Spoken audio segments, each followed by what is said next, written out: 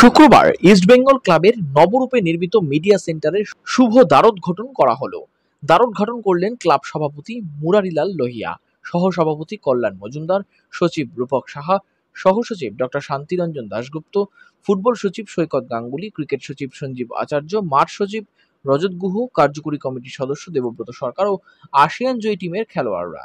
এরপর নবনির্মিত মিডিয়া সেন্টারে ৫ জন কিংবদন্তি সাংবাদিক কমল ভট্টাচার্য, অজয় বসু, পুষ্পেন সরকার, মতি নন্দী ও কিশোর ভিমানির প্রতিকৃতিতে মাল্যদান করেন উপস্থিত সকলে। একই সঙ্গে আসিয়ান জয়ের ২১তম বছরকে স্মরণীয় করে রাখতে আসিয়ান জয়ী টিমের সদস্যদের সম্মানিত করা হয়। তাদের হাতে তুলে দেওয়া হয় নতুনভাবে তৈরি আসিয়ান কাপের সেই ঐতিহ্যশালী জার্সি এবং স্মারক। যে সকল আসিয়ান জয়ী সদস্য এদিন উপস্থিত থাকতে পারেননি, তাদের সকলের জন্য তৈরি এই জার্সি তাদের বাড়িতে পৌঁছে দেওয়ার ব্যবস্থা নিয়েছে ক্লাব কর্তৃপক্ষ।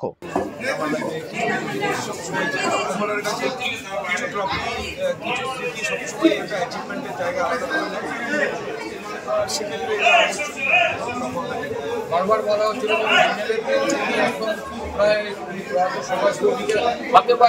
কি বলেছিল কিছু বলার নেই। আসলে টিম পার্টিসিপেট করবে, আমি খেলতে পারবো না, এটা আমার কাছে এরকম নয় যে কোচের কাছে আমি ফার্স্ট চয়েস ছিলাম। আমি শুরু করেছিলাম সেখানে আমি ওখানে বসলে টিম ফাইনাল খেলবে, আমি মাঠে জার্সি করে নামবো না, এটা আমার কাছে ভীষণ একটা প্যাথেটিক সিচুয়েশন ছিল। তার জন্য আমাদের যে গ্রুপ ছবি ছিল সেই গ্রুপ ছবিতে আমি নেই, মানে আমি ছবিটা খেলি সেই সময় দুঃখ পেয়ে।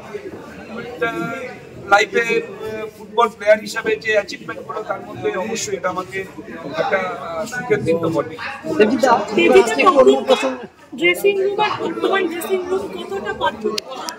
আমি এখনকার ড্রেসিং রুমটা সম্বন্ধে বলতে পারবো না, বাট আমাদের সময়কার ড্রেসিং রুমটা একদমই অন্যরকম ছিল। মানে আমরা ক্লাবে বেশি সময় কাটাতাম, রাত্রিবেলা হয়তো শুতে যেতাম, কারণ আমাদের সকালবেলা ভূমিকা practice schedule maximum 1.5 hour maximum ছিল। বাট আমরা 9টায় প্র্যাকটিস শেষ হলো, আমরা প্রায় 2:30-3টে অবধি আমরা একসাথে আড্ডা মারতাম, অফিস যাওয়াই ছেড়ে দিয়েছিলাম। তো আমাদের কাছে ক্লাবটা একটা অন্যরকম একটা অনুভূতি ছিল। পয়সা আমরাও পেয়েছি ক্লাবের থেকে, এটা বলাটা ভুল, বাট একটু অন্যরকম লাগে এখনকার দিনে, একটু প্রফেশনালিজম অন্য লেভেলে। আমাদের কাছে ক্লাবের জার্সি একটা অন্যরকম ছিল। জীবন ক্লাবে জার্সি পরে আমরা মাঠে পার্টিসিপেট করবো, এটা আমাদের কাছে একটা অন্যরকম অনুভূতি ছিল। আজকের দিনে ছেলেদের কাছে হয়তো সামাও সেটা হয়তো খুব বেশি নাড়া দেয় না হয়তো।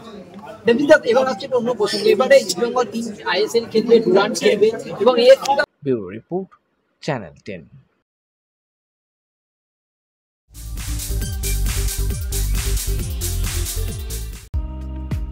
অলিম্পিকের মঞ্চে চীনের দাপট সম্পর্কে সন্দিহান গোটা বিশ্ব। ইউরোপ আমেরিকার সঙ্গে সমানে পাল্লা দেওয়ার